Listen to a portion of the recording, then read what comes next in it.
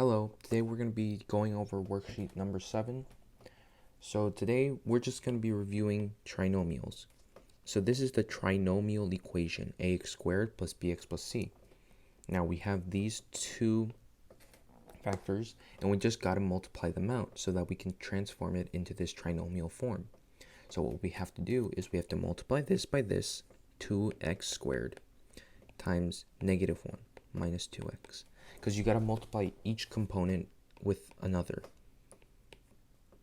So from there, we get 2x squared minus 2x. Now we got to do the second component, negative 4, with these components. Negative 4 times x is negative 4x. Negative 4 times negative 1 is plus 4. So you get 2x squared minus 6x plus 4, which fits the trinomial equation. Because in this case, a would be 2, b would be negative 6, and c would be 4. Okay, moving on. Now we're going to try two-step equations. We're going to be reviewing two-step equations. Basically, what two-step equations are equations that can be solved with only two steps. So for example, one step in this equation would be to add 1 on both sides. Now you get 2x is equal to 11. Now your second step would be to divide 2 on both sides, and then you get your solution. X is equal to 11 divided by 2. And that's basically what a two-step equation is. Moving on. Now, you want to solve the system of equations and inequalities using graphs. So now you have an equation, x minus y equals 1, right? So, if you do x minus y equals 1, I always want to put it in the slope-intercept form so that I can know, so that it's easier for me to graph it out. So what I have to do is I have to subtract x on both sides. Negative y equals 1 minus x. Now, because I want to get rid of this negative, I have to divide negative 1 on both sides. Y is then equal to x minus 1. Now, from there, y equals x minus 1. Well, negative 1 is our y-intercept. So what I can write down is this point right over here. X is just going to be going, the slope is just 1, so I know that the graph would look like this. Something like that. Now, moving on to the second equation,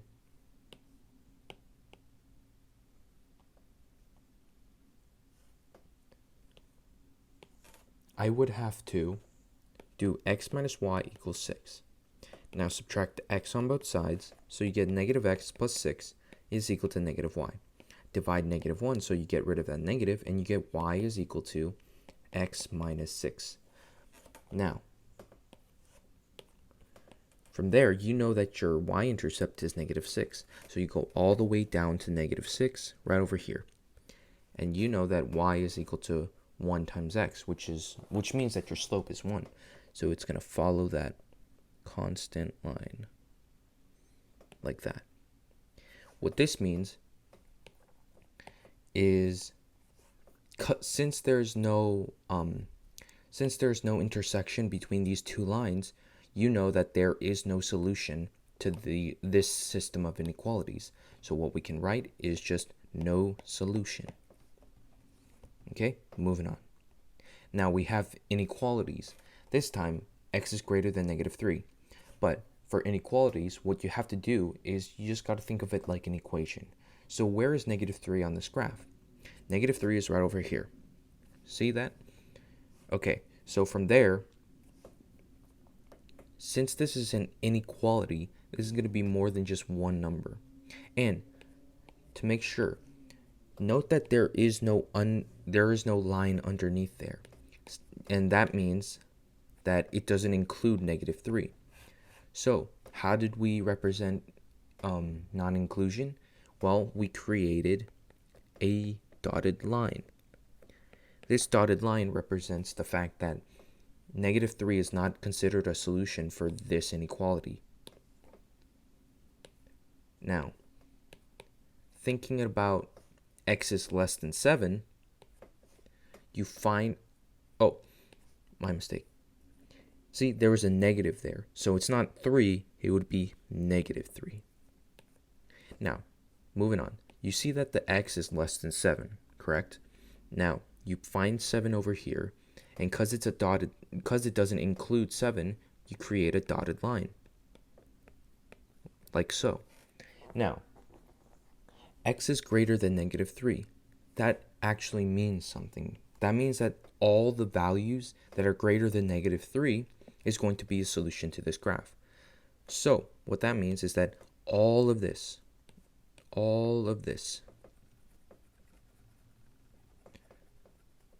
is going to be the solution to x is greater than negative 3. For example, say 0. Is 0 greater than negative 3?